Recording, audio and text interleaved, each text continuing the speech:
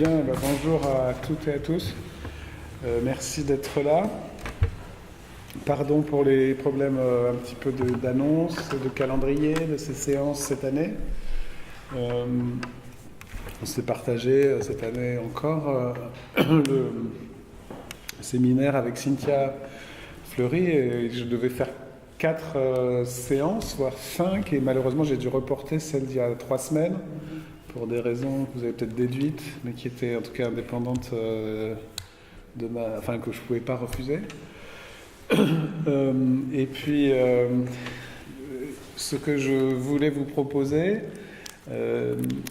m'avait amené à inviter Martin Dumont, qui est ici présent, après en principe une séance d'introduction que j'aurais faite, mais je me réjouis presque de ce changement d'ordre, parce que l'idée que je voulais travailler dans ces quelques séances, en fait, vient de Martin et des discussions avec Martin Dumont.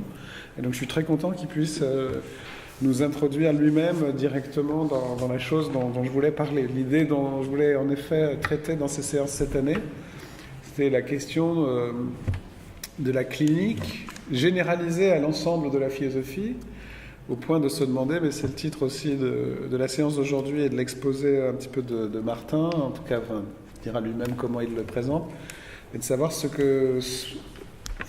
qu'est ou peut-être et quelles sont les tâches d'une philosophie clinique. Étant entendu que par clinique, il faut entendre un certain nombre de choses.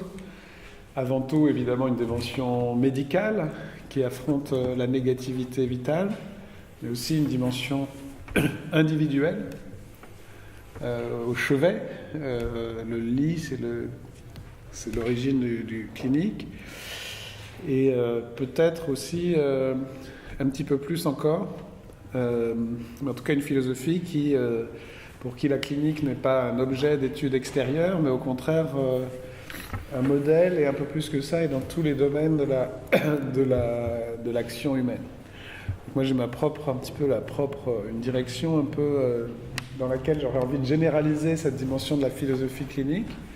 Et mon idée, ça aurait été de l'introduire et ensuite d'avoir un exposé de Martin Dumont, mais on va donc faire l'inverse. Alors, ça nous permettra, dans la discussion avec vous et entre nous et dans la suite de l'exposé, de discuter de ce que peut être cette idée. Donc, Martin enseigne la philosophie dans la région qui s'appelle maintenant Hauts-de-France, et est l'auteur d'une thèse importante, dont j'espère qu'elle va bientôt être publiée, sur les greffes. Et c'est autour de la question de la greffe que s'est élaborée cette question a imposé une approche philosophique tout à fait particulière, mais à mon avis généralisable, qui consiste justement à ne pas aborder la greffe depuis un point de vue général, mais plutôt depuis le point de vue de la clinique. Enfin, je ne sais pas, on va bien voir ce qu'il en est. Et peut-être que c'est une approche qui peut être tout à fait généralisée et qui nous montrerait que même sur les problèmes d'éthique médicale qui mettent en cause la représentation de l'homme, des enjeux de justice sociale, des enjeux de fondement de la médecine, etc., il faut partir des pratiques cliniques et non pas leur imposer des grilles a priori. Est-ce que c'est généralisable ? C'est un peu la question qu'on va discuter aujourd'hui. Et puis, dans les séances qui suivront, j'essaierai de continuer ce travail avec d'autres cas, d'autres exemples. Notamment, je ferai certainement une séance sur disons, plutôt le soin psychique. Qu'est-ce que c'est que la clinique dans la théorie de nos relations interindividuelles ? Pourquoi est-ce que dans toute théorisation du psychique, on passe par des cas cliniques, par des expériences individuelles, par des vignettes cliniques et par du récit ? Et la question du récit sera importante aussi dans notre approche. Également la question de l'épreuve du négatif. Voilà, donc sans plus tarder, je passe la parole à Martin Dumont. Donc je ne sais pas combien de temps va durer à peu près l'intervention, et puis après on aura le temps de discuter. Et merci en tout cas à vous d'être là et à Martin d'ouvrir cette séance de cette section de notre séminaire de cette année. Merci. Merci beaucoup Frédéric pour cette invitation.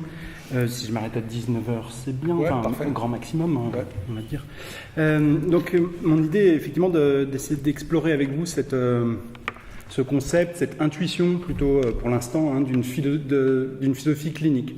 C'est effectivement un mot qui est arrivé sous ma plume et que Frédéric, qui est toujours un excellent lecteur, a immédiatement relevé dans ma thèse sur les greffes.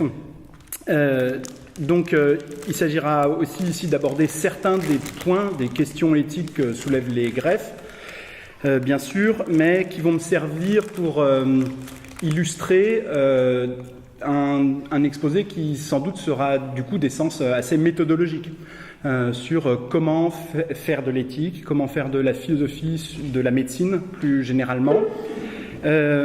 Effectivement, ce que je défendrai, c'est sans doute que c'est une méthode que je crois tout à fait généralisable, réellement.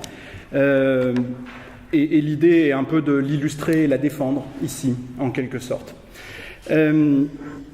Alors, pour rappel, moi, mon travail, c'est focalisé essentiellement sur les greffes de mains et de visage, qui sont les toutes dernières à avoir été mises en œuvre. Pour rappel, la première greffe de main, c'était en 1998, et la première greffe de visage en 2005. Et depuis ce temps-là, on compte environ, je n'ai pas les chiffres absolument ultimes en tête, mais une centaine de greffes de main dans le monde et une cinquantaine de greffes de visage.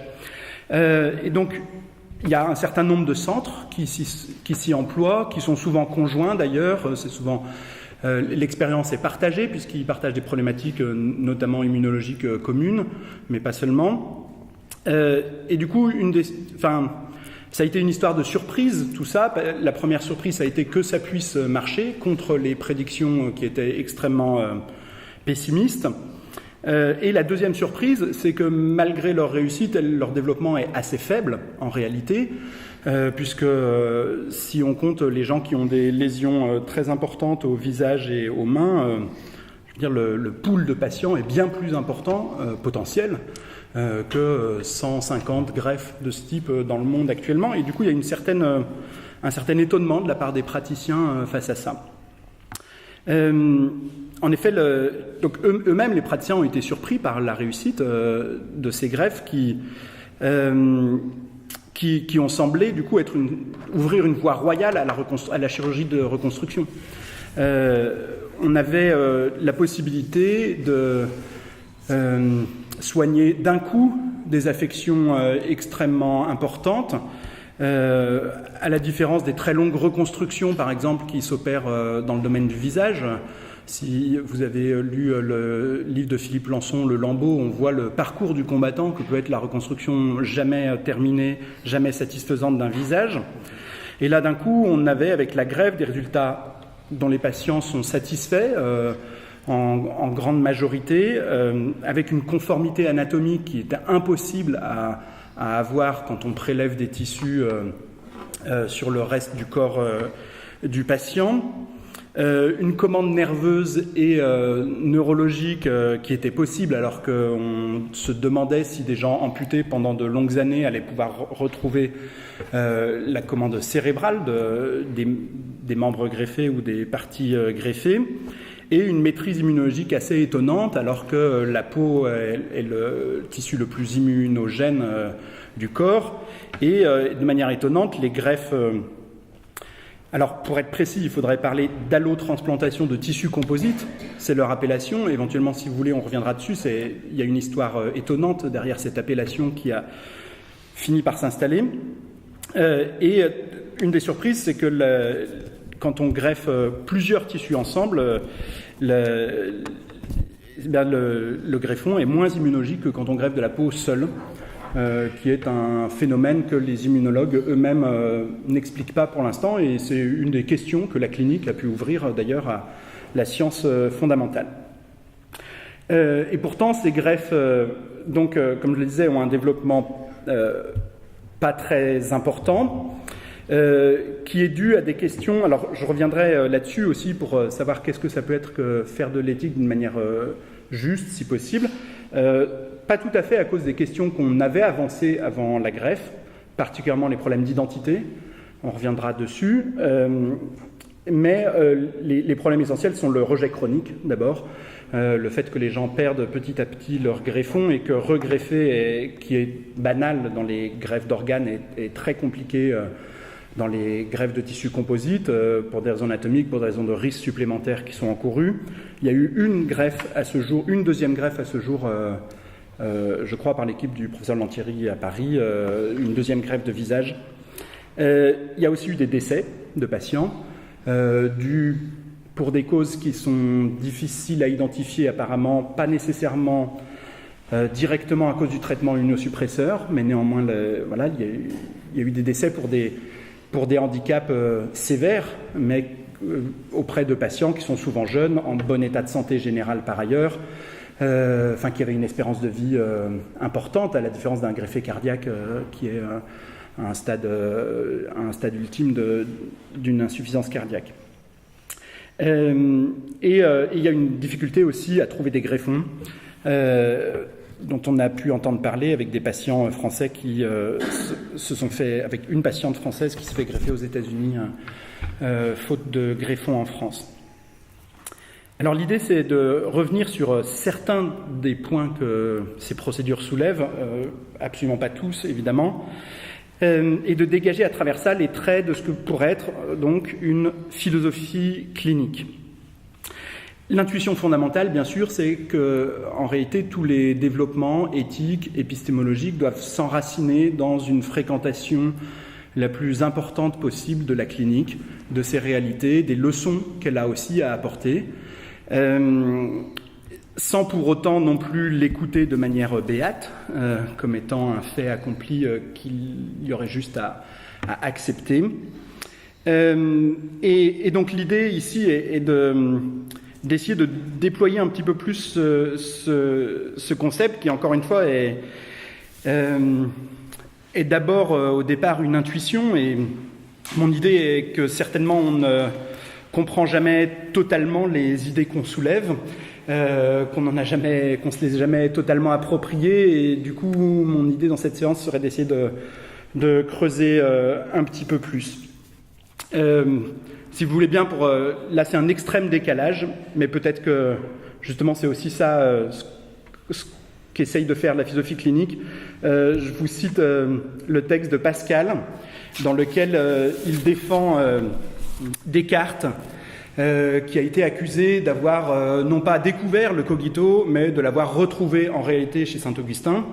Et Pascal prend sa défense en disant qu'il y a très loin entre donner une idée en passant sans bien se rendre compte de son poids et de sa richesse, et au contraire être capable d'en faire le pivot d'une philosophie.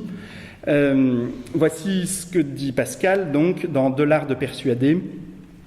Tous ceux qui disent les mêmes choses ne les possèdent pas de la même sorte.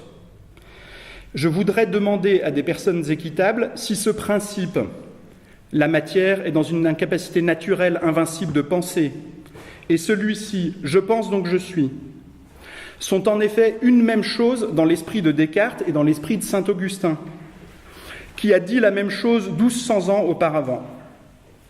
En vérité, je suis bien éloigné de dire que Descartes n'en soit pas le véritable auteur. Quand même, il ne l'aurait appris que dans la lecture de ce grand saint. Car je sais combien il y a de différence entre écrire un mot à l'aventure, sans y faire une réflexion plus longue et plus étendue, et apercevoir dans ce mot une suite admirable de conséquences, qui prouvent la distinction des natures matérielles et spirituelles, et en faire un principe ferme et soutenu d'une physique entière, comme Descartes a prétendu faire. Car, sans examiner s'il a réussi efficacement dans sa prétention, je suppose qu'il l'ait fait, et c'est dans cette supposition que je dis que ce mot est aussi différent dans ses écrits d'avec le même mot dans les autres qui l'ont dit en passant, qu'un homme mort d'avec un homme plein de vie et de force. Voilà, en lisant ce texte, je me rends compte que je me mets sous un patronage absolument écrasant, donc l'idée serait en tout cas d'essayer de comprendre un peu mieux les implications de ce mot risqué de philosophie clinique, risqué peut-être un peu à l'aventure. Le concept a bien sûr, à mon sens, une dimension critique d'autres manières de faire de l'éthique, Ce qui ne veut pas dire, à mon sens, que ces autres manières doivent être totalement invalidées pour autant, mais c'est au moins s'efforcer de proposer une autre voie possible pour la philosophie de la médecine et l'éthique médicale. Aristote dit de la vertu qu'elle doit se tenir entre deux écueils à chaque fois, qu'elle est une médiété, un juste milieu. Par exemple, le courage doit se situer entre la témérité et la lâcheté. Il est la pointe difficile à trouver, alors qu'on peut glisser très facilement dans un des deux excès. L'idée de philosophie clinique essaye aussi de se situer comme ça sur une sorte de pointe entre deux refus, principalement.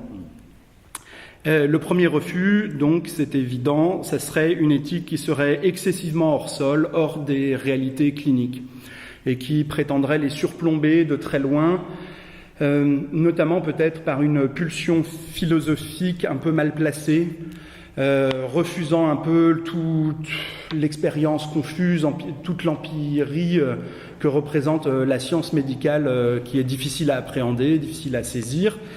Alors, je voudrais en donner deux exemples de défauts, du coup. Le premier, c'est ce dont je parlais dans l'introduction, les craintes qui ont été soulevées quand ont été annoncés les projets de greffe de main et de visage. Des craintes légitimes, par ailleurs, il me semble, d'une très mauvaise appropriation des greffons par les patients. Il semblait impossible de greffer des parties aussi éminemment personnelles, individualisées, représentatives même de notre personnalité que peuvent l'être les mains et encore plus le visage. On s'est de fait demandé s'il était possible de vivre avec les mains d'un autre, avec le visage d'un autre.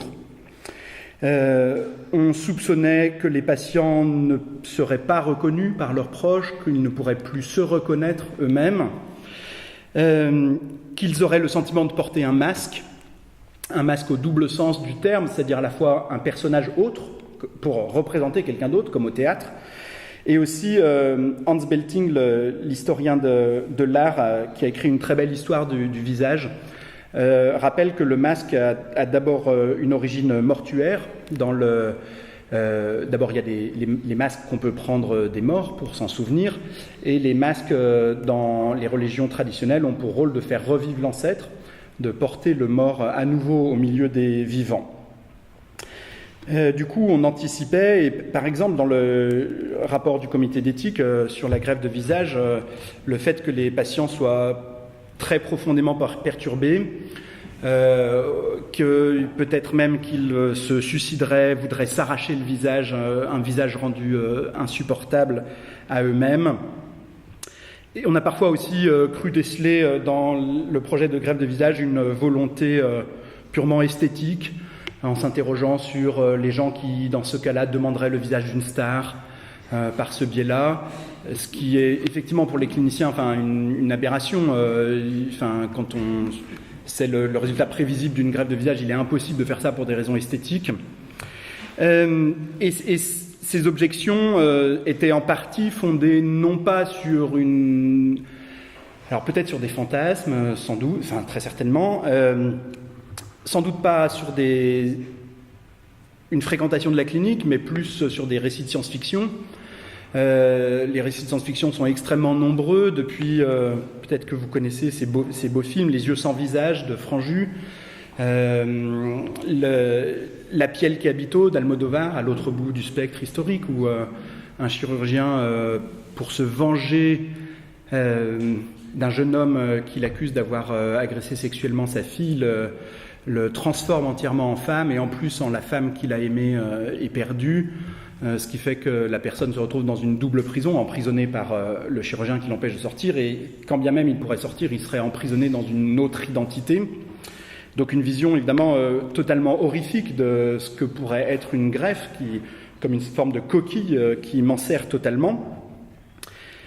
Et ce sont des images qui ont leur utilité, bien sûr, à mon sens. Par ailleurs, notamment, ça met le doigt sur le fait qu'être greffé, c'est effectivement, à la différence d'une prothèse, porter quelque chose qui a des sutures chirurgicales et qui ne peut pas être enlevé à volonté, qui n'est pas un appendice même incorporé, qui reste bien un corps étranger constamment, l'immunologie est là pour le rappeler, mais qui doit bien être d'une certaine manière approprié. Et du coup, il me semble qu'il y a au moins l'avantage de ces mises en garde éthiques qui sont de sans doute mettre sur la table au moins les fantasmes qui peuvent venir à l'occasion de ces nouvelles opérations. Si j'étais pas très charitable, je dirais peut-être même de dire toutes les bêtises qui nous viennent à l'esprit quand on songe à ces opérations, et au moins ça donne l'occasion de les discuter, et notamment avec les apports de la clinique, pour montrer que ces inquiétudes n'ont peut-être pas lieu d'être, ou que les vraies inquiétudes en plus ne sont peut-être pas là où on le croirait. Et de ce point de vue-là, il me semble que la clinique, effectivement, je rappelle que les chirurgiens qui ont opéré ces greffes ont transgressé en quelque sorte les comités d'éthique qui étaient réticents, et ils ont quand même franchi le pas. Et il me semble qu'il faut être à l'écoute, bien sûr, de ce que la clinique peut apporter ici, comme résultat imprévu qui effectivement mettent en défaut nos anticipations, et du coup sans doute de ne pas se donner trop tôt une posture critique, quelque chose comme ça. La première tâche d'une philosophie clinique doit être d'abord d'essayer de comprendre, d'élucider ce qui se passe, d'en tirer le plus possible les enseignements. Par exemple, j'ai essayé de travailler cette question, du coup, de savoir pourquoi des greffons si étranges peuvent être quand même correctement appropriés par les patients. Et là aussi, pour le philosophe, il y a beaucoup à méditer, et peut-être encore plus à méditer qu'à se demander ce qui va arriver si ces greffes ont lieu. Hegel dit que le philosophe est comme la chouette de Minerve qui se lève le soir, donc souvent dans l'après-coup, et peut-être qu'il est plus à l'aise pour méditer ce qui a eu lieu et essayer d'en comprendre le sens que de tracer des lignes, que de seulement prétendre tracer des lignes directrices, en tout cas. À travers ça, il me semble du coup qu'une philosophie clinique doit aussi en passer par une critique de la critique, ou en tout cas par une critique des moments où la raison éthique a pu errer, ou en tout cas se tromper. Il me semble qu'il y a à apprendre, à essayer d'apprendre de ces erreurs-là. Et donc j'ai plutôt cherché, dans mon travail, à essayer, encore une fois, d'aller voir comment des auteurs très éloignés pourtant de ces réalités-là pouvaient éclairer comment l'appropriation des greffons se faisait. Alors, je ne pourrais pas développer, mais il me semble que l'enjeu essentiel est celui d'une fonctionnalité du greffon. C'est-à-dire que quand le greffon est fonctionnel, les patients parviennent à l'intégrer, et les cas de mauvaise intégration qui existent viennent beaucoup d'effets secondaires très perturbants de la greffe, en réalité donc de greffes qui sont chaotiques, qui marchent difficilement. On peut penser par exemple au très beau témoignage de Jean-Luc Nancy qui s'appelle L'intrus, dans lequel il développe à quel point le greffon lui a paru un intrus qui faisait rentrer par son biais d'autres intrus, comme le cancer, comme les infections dormantes qui se sont réveillées, le phénomène du rejet. Mais ce qui est frappant dans cette très belle restitution de Jean-Luc Nancy, c'est que si on lit au fil de la clinique, on se rend compte qu'il s'agit d'une greffe cardiaque qui a malheureusement eu toutes les conséquences secondaires néfastes possibles.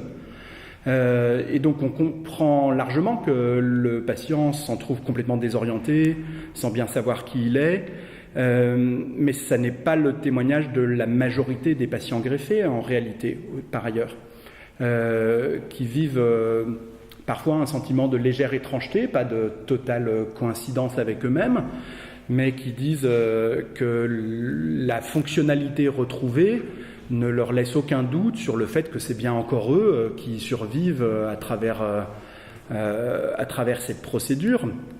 Voilà, je peux juste évoquer sur ce point-là le témoignage de Philippe Barrier, qui est philosophe aussi et qui était greffé du rein et du pancréas, et qui dit que la question de l'appropriation du greffon ne s'est pour lui posée qu'avant l'opération.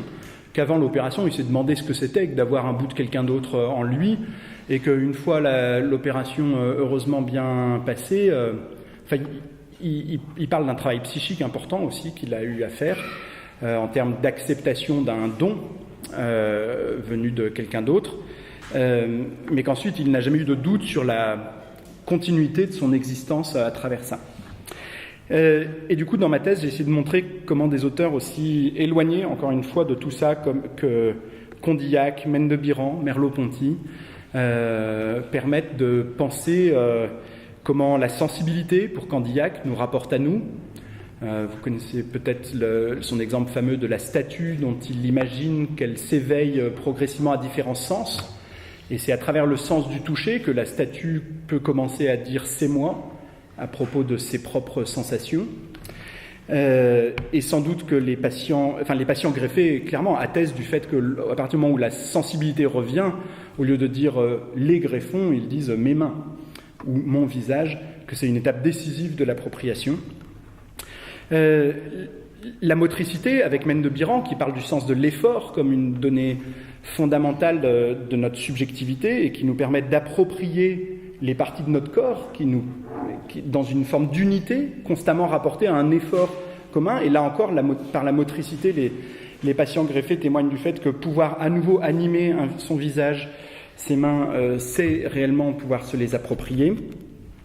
Et enfin, la possibilité d'insérer son expression propre et singulière, qui n'est pas celle de la personne décédée qui a pu donner ses mains ou son visage, permet, là encore, l'appropriation. Alors, je crois que, du coup, ce qui est fondamental,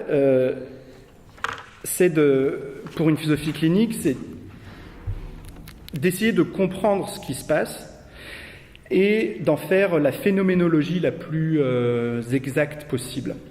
Et ça, c'est beaucoup passé pour moi par les témoignages des patients. Dans les greffes, il se trouve que c'est des opérations assez extraordinaires, donc les patients ont beaucoup écrit sur leurs greffes. J'ai rencontré certains des patients, mais on a aussi des témoignages extrêmement variés, qui sont eux-mêmes d'ailleurs en plus pas d'une seule voix, hein, donc il y a la clinique... pour moi, c'est ça, être à l'écoute de la clinique, c'est essayer de comprendre le témoignage des patients, mais c'est pas une voix absolument monocorde non plus qui s'y fait entendre. Isabelle Dinoir, peut-être que vous le savez, contestait notamment certains des comptes rendus de ses médecins, disant qu'elle avait bien retrouvé son visage, et Isabelle Dinoir disait jusqu'à la fin de sa vie, j'ai retrouvé un visage, et c'est pas le mien, mais c'est un visage quand même, et elle l'acceptait comme tel, et elle en était... elle en était satisfaite de ce point de vue-là. Et du coup, il me semble que l'éthique, même quand parfois elle pose des questions qui, du point de vue clinique, sont inappropriées ou tombent à plat, l'éthique joue aussi ce rôle, du coup, d'obliger à une réflexivité supplémentaire, à mieux comprendre ce qu'on fait, si c'est capable de soulever de telles critiques.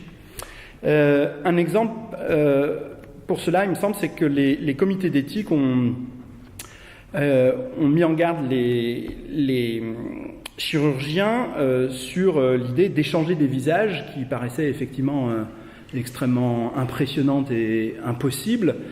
Et justement, les chirurgiens ont du coup été amenés, à cause de ce passage devant les comités d'éthique et de ce point qui a été soulevé, à retraduire leur opération en disant qu'elles n'étaient pas des greffes de visage, mais des greffes de tissus faciaux. Et donc non pas du visage exact de quelqu'un, mais d'un ensemble de tissus qui allaient ensuite se remodeler sur le squelette, être animés différemment, et qui du coup n'allaient pas ressembler. Alors, on peut dire peut-être qu'il y a là, de leur point de vue, une retraduction opportuniste, disant, on nous embête avec la greffe de visage, alors on dit que c'est pas une greffe de visage, et c'est pas exclu, et notamment c'est aussi comme ça qu'ils ont défendu l'idée que les tissus faciaux qui étaient pris à un mort n'étaient justement plus son visage, et qu'avec l'idée qu'un mort n'a plus de visage, ce qui est peut-être plus délicat à défendre, il me semble. Alors, il y a peut-être de l'opportunisme pour être compliant envers les comités d'éthique, ou peut-être qu'on peut y voir là un approfondissement de leur compréhension de l'opération en question, au point que certains, in fine, sont revenus à l'expression de greffe de visage en défendant « mais ce qu'on fait, c'est quand même bien des greffes de visage, parce qu'on reconstruit bien des visages ». Et donc en passant par une dialectique fine on transplante des tissus faciaux, effectivement, pour permettre à des gens d'avoir un visage. Et on ne greffe pas des tissus faciaux au sens où c'est un peu étrange comme expression de dire on donne à quelqu'un des tissus faciaux. En réalité, effectivement, ce qu'on s'efforce de lui apporter, c'est d'avoir à nouveau un visage. Donc il me semble qu'il y a eu dans cet épisode un instrument de réflexivité intéressant.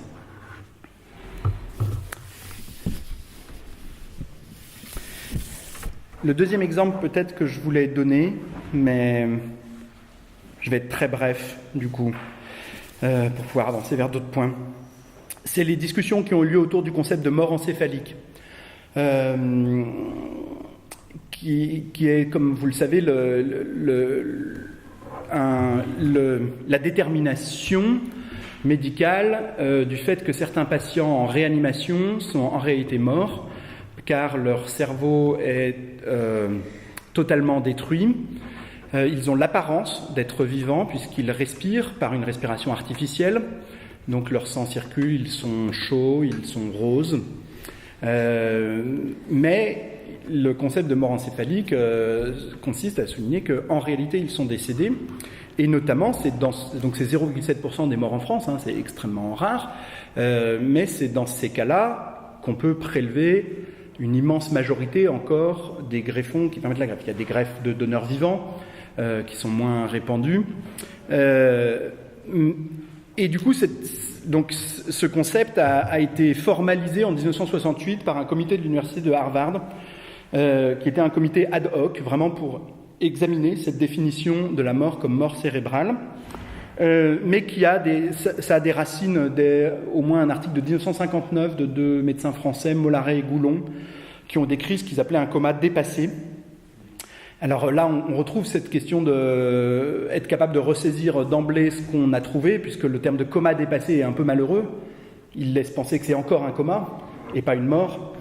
Le comité de Harvard a fait encore pire, il a parlé d'un coma irréversible, sous-titre pour une définition de la mort encéphalique, qui n'est placée que dans le sous-titre.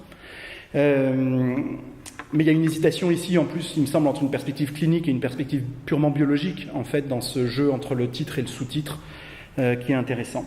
Et du coup, cette définition de la mort a été extrêmement discutée comme étant... Alors, je vais aller très vite, je suis désolé sur les arguments qui ont été donnés, comme étant une fiction utilitariste. On décrète que ces gens sont morts pour pouvoir les prélever. En soulignant que certains phénomènes biologiques, évidemment, continuent de se poursuivre. Il y a eu des cas extrêmement troublants de grossesse qui ont pu être menés à terme chez des patientes en état de mort encéphalique, donc qui ont été maintenus. Alors, comment dire ? On est toujours très embarrassé, et ça montre bien à la fois la nouveauté de la chose et l'embarras que ça provoque, dont le corps a été maintenu en état de fonctionnement au point que le fœtus puisse se croître pendant encore jusqu'à 2 mois, alors que la mort encéphalique est un état normalement extrêmement instable, hein, s'il n'y a pas de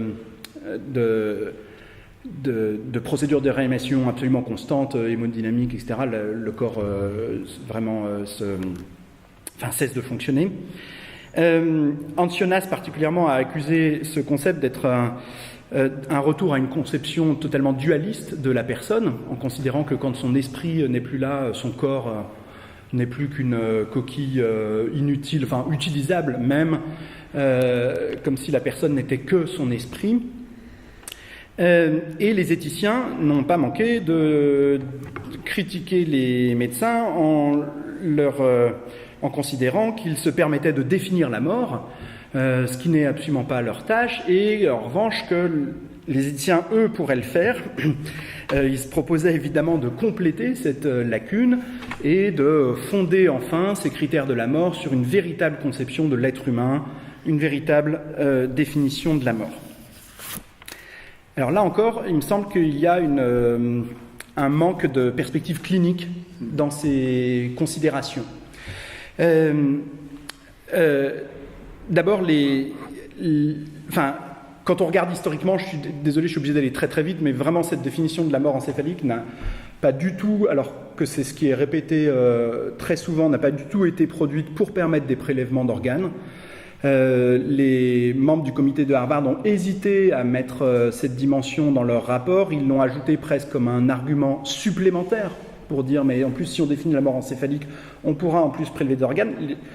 Pour information, les transplanteurs étaient totalement contre ces prélèvements eux-mêmes, et la transplantation en 1968 était totalement balbutiante. C'était une procédure... il y avait eu justement les célèbres greffes cardiaques la greffe cardiaque de Barnard fin 1967. Et évidemment, ce qui a rajouté au trouble, c'est qu'en avril 68, la France a pris via Jadnet la fameuse circulaire acceptant ces critères de la mort encéphalique, et le professeur Cabrol a fait sa première greffe cardiaque 3 jours après la publication de la circulaire, qui a été un échec retentissant comme toutes les greffes cardiaques de 1968, où tout le monde s'est précipité à en faire parce qu'il n'y avait pas de raison que ce soit l'Afrique du Sud qui soit la seule à faire des greffes cardiaques. C'était vécu comme une humiliation par les pays occidentaux développés. Et Cabrol, dans ses mémoires, dit qu'il a été sauvé par l'éclatement de mai 68 du scandale, qui fait que son opération et le désastre que ça a été oublié. Alors bien sûr, ça donne du moulin à l'idée qu'on aurait défini la mort encéphalique pour ces raisons-là. Mais en réalité, le comité ad hoc s'est vraiment réuni pour se donner, à une époque où les critères des comas étaient encore extrêmement confus. On n'avait aucune classification des comas, c'était extrêmement balbutiant. Mais les réanimateurs avaient réellement le sentiment qu'ils étaient en train de soigner des gens qui étaient décédés, et qu'il fallait trouver un moyen de pouvoir reconnaître que ces gens étaient décédés et que les soins devaient être interrompus, et qu'on faisait une sorte d'acharnement thérapeutique post-mortem au détriment potentiellement de patients qui, eux, auraient bien besoin d'un lit en réanimation pour pouvoir être sauvés d'une situation critique. Et vraiment, l'immense majorité des membres du comité de Harvard sont dans cette perspective-là. Ils ont convoqué un transplanteur, Joseph Murray, seulement, qui est celui qui a le plus défendu l'idée qu'il fallait bien dire que c'était une mort, ce dont les autres membres étaient moins certains. Avaient moins envie de le mettre en avant. Et il me semble qu'en fait, du coup, il ne s'est pas du tout agi ici pour les médecins de définir la mort, mais il s'est agi d'en établir certains critères attestables par quelques signes cliniques le plus consensuels possible, qui sont retravaillés, mais ils n'ont en rien produit une définition de la mort. On ne sait pas mieux ce que c'est que mourir depuis que la mort encéphalique... en tout cas, le fait d'être mort, on sait un petit peu plus de choses peut-être sur le processus du mourir, c'est-à-dire sur l'idée que la cessation de la totalité de l'activité de l'encéphale est une dimension extrêmement importante. Mais il me semble que c'est une histoire extrêmement clinique, en réalité, d'un soin pour des vivants, pour les patients greffés éventuellement, quand on peut prélever, pour des proches qui sont face à un état très étonnant, face à quelqu'un qui a toutes les apparences d'être vivant mais en réalité est mort. Donc voilà, il me semble que si on prend uniquement le concept de mort encéphalique comme une production en soi, en la détachant totalement de ses perspectives cliniques, on rigidifie énormément les choses, et on fait adopter aux médecins une perspective qui, à mon sens, n'était pas la leur. Juste un tout dernier point sur la question de la mort encéphalique, qui est aussi peut-être un manque de perspective clinique dans les critiques d'Ancionas, disant que c'est une perspective dualiste sur le corps, puisque ce qu'Ancionas oublie ici, c'est que le cerveau n'est pas que l'organe de la pensée, et que si le cerveau dans sa totalité ne fonctionne plus, c'est bien mes fonctions les plus physiologiques qui ne fonctionnent plus de manière, mais plus aucunement de manière spontanée et uniquement de manière artificielle par des machines.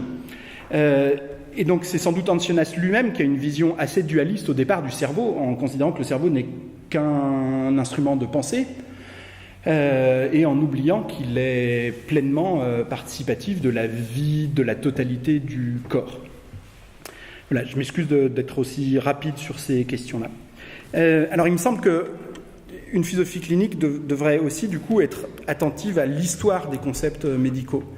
Parce que c'est en essayant de retracer leur histoire ou d'y être attentif qu'on les voit mieux naître des urgences cliniques qui ont pu les faire naître. Et on en a une compréhension, il me semble, du coup plus totale. On ne rompt pas l'unité entre la clinique et les découvertes biologiques qu'elle a pu permettre de faire. Et aussi, pour le philosophe, c'est un avantage au sens où faire un peu l'histoire d'un concept, c'est aussi pouvoir mieux l'appréhender, puisque quand une science est balbutiante,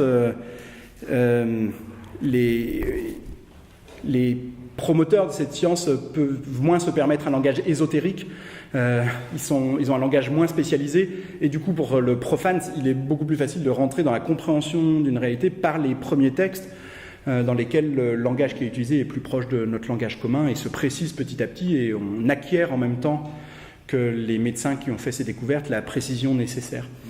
Voilà. Le deuxième... Alors j'avais dit qu'il y a deux refus dans l'idée d'une philosophie clinique. Donc le refus d'une philosophie qui serait totalement en surplomb de la clinique et qui ne verrait pas ces réalités cliniques sous-jacentes. Le deuxième, ce serait d'une éthique qui serait seulement, cette fois-ci, qui serait seulement à l'écoute de la clinique, et qui, cette fois-ci, n'aurait plus aucune dimension critique à son égard, qui ne ferait que valider, en quelque sorte, ce que les faits ont imposé, que telle procédure s'est mise en place, et donc elle ne viendrait que sanctifier le fait accompli. Et puis aussi une éthique qui, de ce fait, garderait une sorte de refus farouche de généraliser en quoi que ce soit au-delà des cas extrêmement particuliers dont elle est amenée à se saisir. C'est ce qu'on entend parfois sous le terme justement d'éthique clinique, qui est un terme qui a pu être avancé.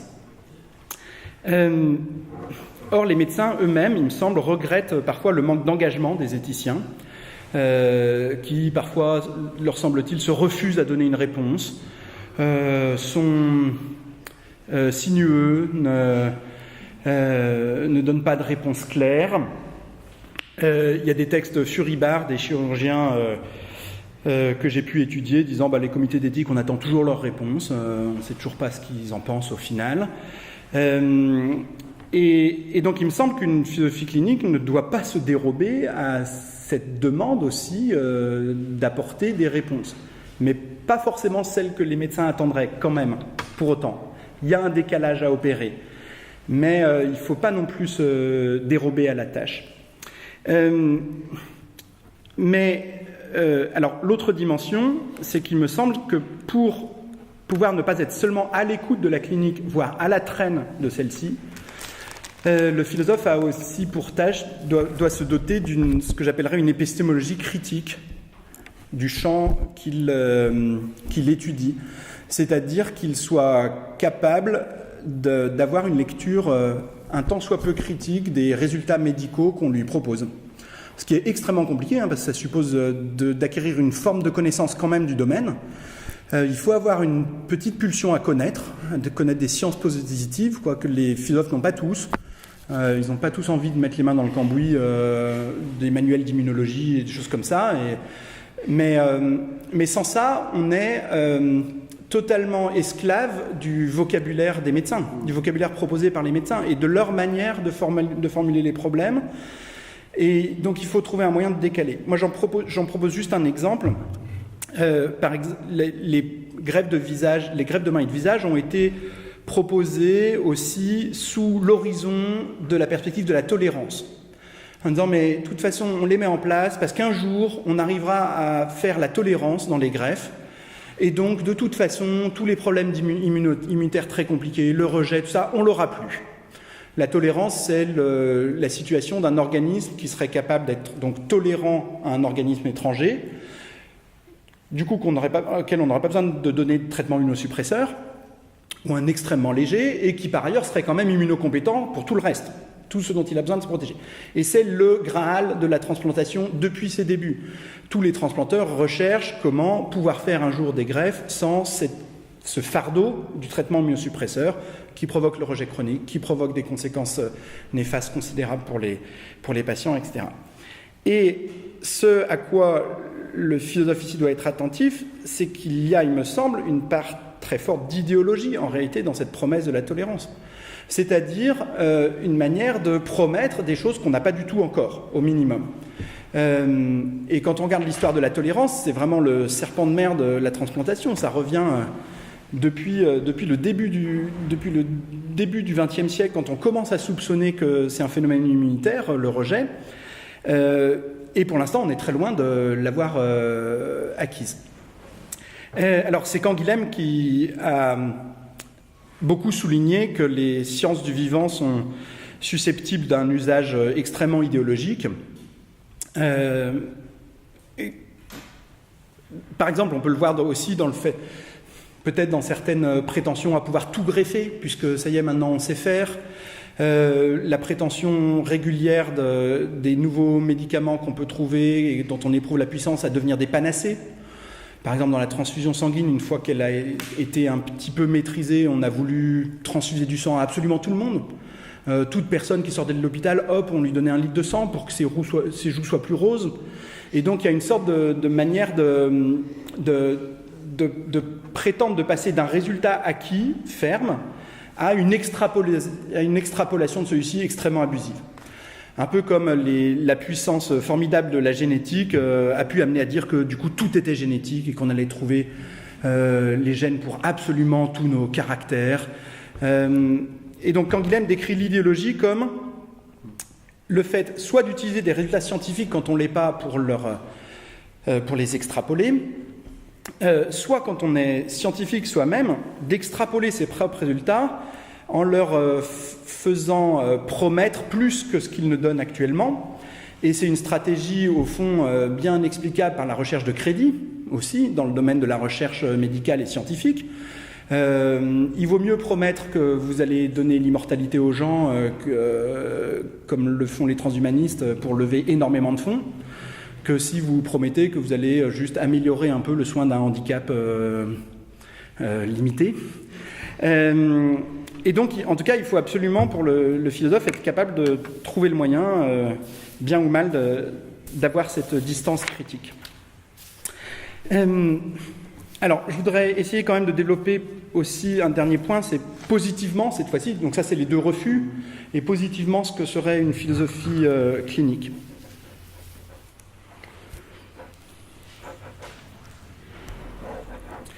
Alors, d'abord, le premier écueil face auquel il faut se placer et qu'il faut affronter, c'est, comme je le disais, de ne pas se dérober à la demande éthique qui est faite aux philosophes, sans pour autant ôter leur responsabilité aux médecins et prétendre l'assumer à leur place. Parfois, la demande médicale est ambiguë. Elle est parfois de dire « aidez-nous à réfléchir sur nos problèmes » et parfois aussi de nous dire « tranchez-les » à notre place. Qu'est-ce que vous en pensez? Est-ce qu'il faut les faire, ces greffes, au fond, ou pas? Et là, il me semble qu'il y a un danger, enfin une impossibilité. D'abord parce que...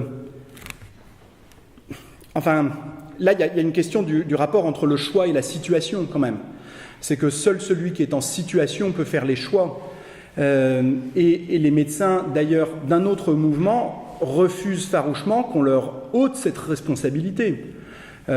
Parfois tempête contre les comités d'éthique en se demandant qui sont ces gens extérieurs qui prétendent trancher à leur place si un patient on doit cesser les soins ou pas, etc. Et ils défendent l'idée que bien sûr ils ont une réflexion éthique dans leur clinique même qui certes demande à être soutenue, et des philosophes peuvent vraiment y aider à mon sens, mais pas au point de leur enlever la responsabilité. Il me semble que c'est aussi du coup le risque, c'est que l'institutionnalisation de l'éthique à laquelle on assiste provoque un peu le rêve de l'externaliser. C'est-à-dire d'imaginer qu'il y aurait des spécialistes dédiés à ça, qui, eux, prendraient les bonnes décisions. Un peu comme certaines entreprises externalisent ce qui n'est pas leur cœur de métier. Et je crois que c'est le cœur de métier du médecin, la responsabilité médicale, vraiment. Il y a des textes très beaux d'Ancionas sur le fait que c'est une des responsabilités choisies. qui certes est intimidante, mais qu'on peut choisir avec courage et parce qu'on y trouve quelque chose d'enthousiasmant aussi dans ses responsabilités à exercer. Et donc, il me semble qu'une des choses qui peut donner cette image d'une externalisation, c'est le si répandu calcul des bénéfices-risques qui amène un peu à se représenter parfois la décision médicale comme justement le fruit seulement d'un calcul, où il n'y aurait plus de décision à prendre dans ce cas-là. Et c'est un peu le désir profond de Hamlet, dans sa paralysie totale, il aimerait que l'action lui soit donnée de l'extérieur. Il voudrait être sûr de la culpabilité de son oncle, de la justesse de son acte. Il voudrait ôter toute décision à son action. Et c'est justement ne plus pouvoir agir, et ne plus agir que dans une folie meurtrière à la fin, et être reconnu comme celui qui aurait pu être le plus grand roi du Danemark, et qui donc ne l'a pas été. Et donc il faut absolument trouver un moyen de lutter contre cela. Et donc il me semble que la seule manière, c'est d'essayer de parvenir à discuter réellement avec les médecins constamment, ce qui est très compliqué parce qu'ils n'en ont pas le temps, et je le comprends parfaitement, mais parfois ça fait rager quand on a produit un travail et puis que voilà, on sent bien qu'il n'est pas lu, enfin que c'est très difficile pour les médecins de le lire.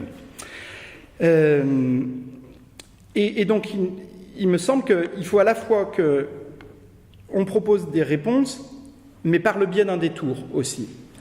C'est-à-dire que ça, c'est ce qu'analyse Victor Goldschmidt dans une étude déjà ancienne sur les dialogues de Platon, où il souligne que tous les dialogues de Platon sont fondés sur un détour que Socrate fait prendre à la question de départ. Dans le Ménon, on vient trouver Socrate en lui disant « Toi qui es sage, dis-moi comment je peux éduquer mes enfants pour qu'ils deviennent bien, des gens bien un peu ». Et Socrate ralentit immédiatement la question en disant « Mais qu'est-ce que c'est que la vertu ? Peut-elle s'apprendre ?» Et la conversation prend un tour qui n'était pas attendu par celui qui pose la question. Qui peut refuser, qui peut dire « On ne fait que blablater, vous ne répondez pas à ma question », ou qui peut comprendre que de manière latérale, on apporte des éclairages à sa question. Et je crois que le philosophe dans ces circonstances doit être ferme et doit dire qu'il va falloir faire de la philo, et que c'est une des belles occasions d'en faire. Moi, j'ai constamment l'expérience que de gens qui viennent avec une question, qui me disent « ça serait bien si tu pouvais parler de ça », et moi je dis « je parlerais plutôt de ça », alors ils font une drôle de tête, et bon, j'espère qu'ils passent quand même un bon moment, et qu'on a décalé les choses, mais que ça revient quand même aussi, que ça vient nourrir leur réflexion. Bon, c'est ça le pari.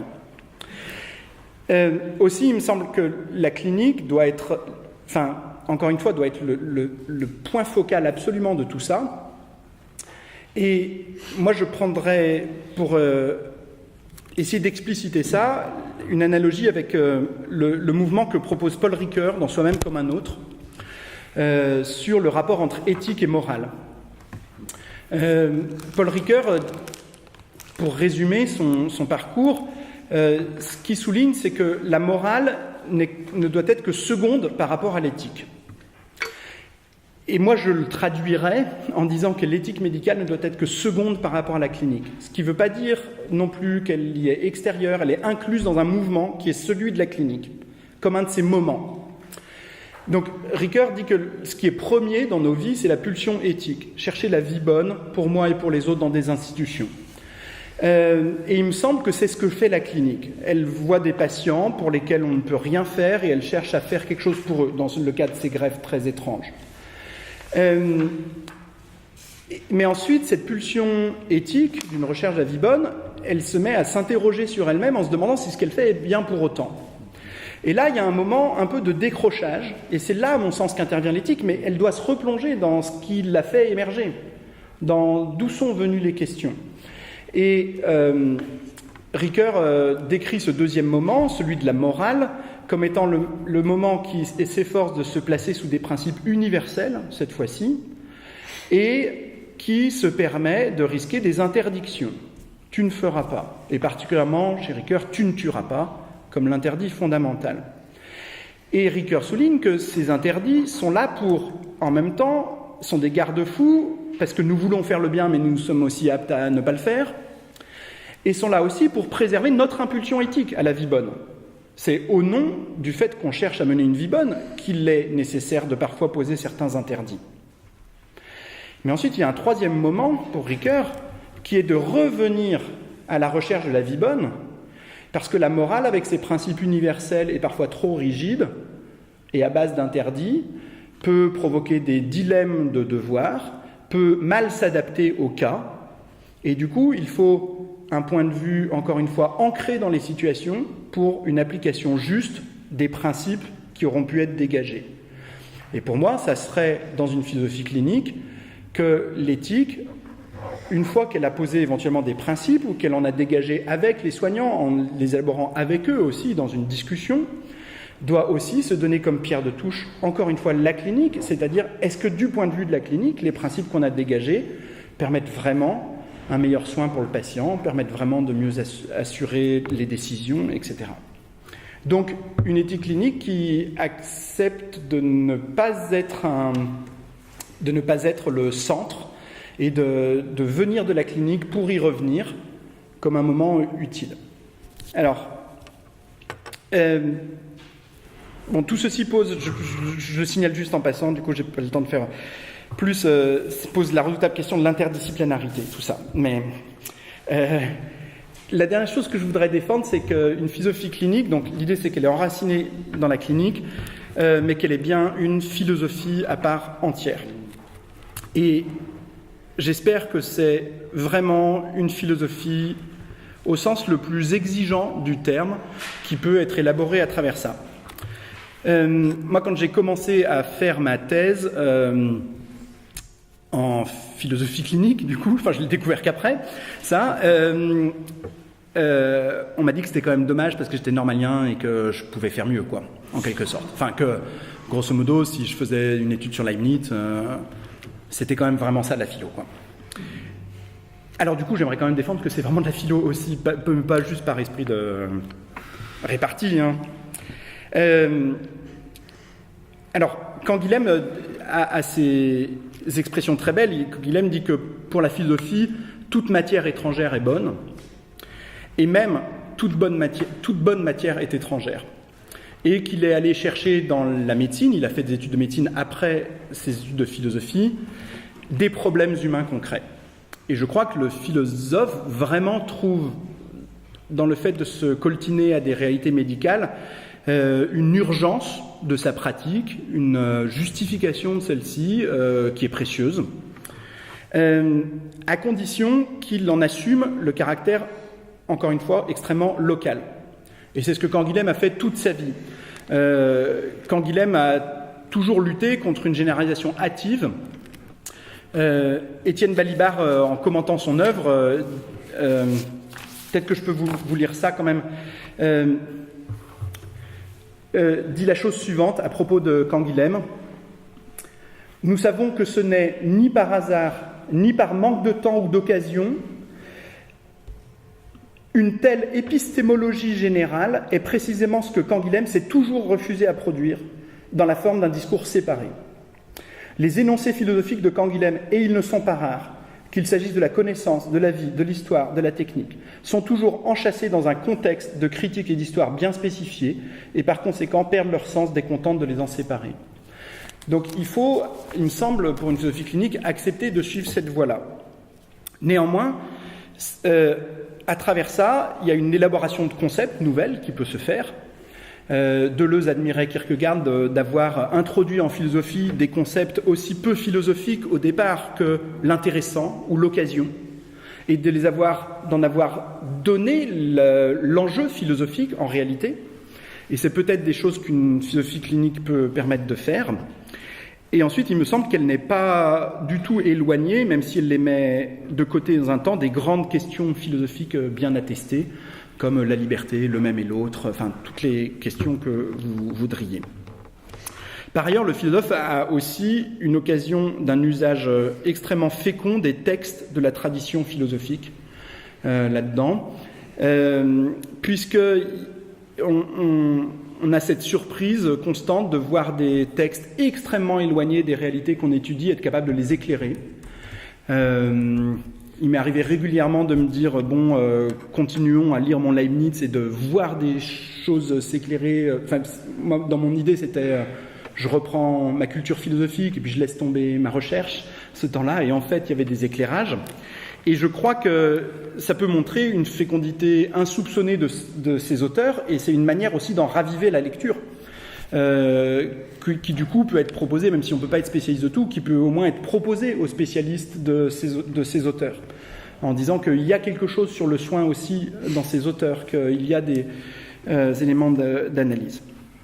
Et je crois qu'à travers tout ça, il devrait être possible de formuler, ou au moins d'avoir pour horizon, encore une fois, la philosophie la plus générale qui soit, puisque ce qu'on retrouve dans l'expérience médicale, ce sont bien toutes les questions existentielles de l'être humain, et aucune des grandes questions philosophiques de la tradition n'échappe en réalité à ce foyer que peut constituer la relation médicale, le soin. Peut-être même que le soin pourrait proposer, c'est une proposition que Frédéric a déjà faite, si le soin est une réalité absolument fondamentale de nos vies, peut-être qu'une métaphysique tout entière peut s'élaborer à partir même de la perspective du soin et en prenant racine sur elle, un peu comme Heidegger a voulu retravailler tous les concepts de la métaphysique à partir de la dimension essentielle du souci de l'être. Eh bien le soin pourrait ouvrir un tel foyer. Je vous remercie. Merci.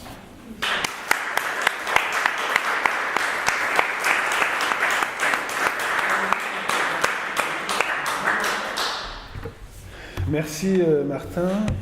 C'était... je ne sais pas si on a été déçus comme le parent d'élève qui vient voir Socrate et qui a eu droit à un détour par le platonisme.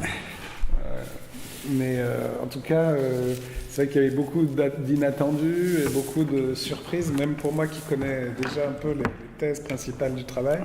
Je trouvais qu'il y avait une puissance de synthèse justement très, très forte dans l'exposé, c'est-à-dire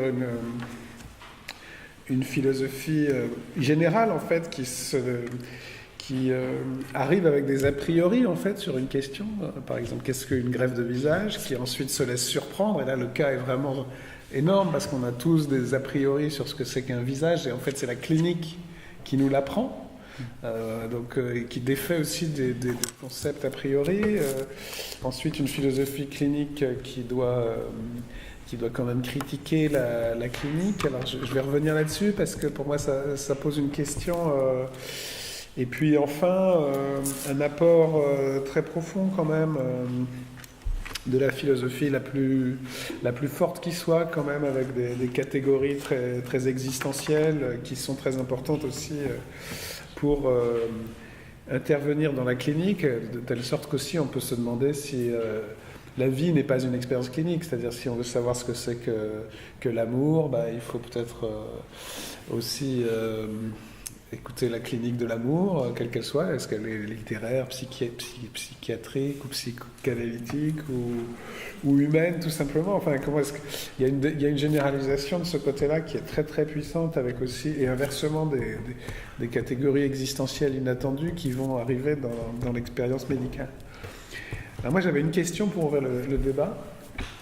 Une question qui m'est venue en écoutant l'exposé, et puis aussi en repensant à une discussion qu'on a eue autour du travail de Lazare Benarroyo, qui s'occupe d'éthique clinique. Mais il y a plusieurs conceptions de l'éthique clinique, justement.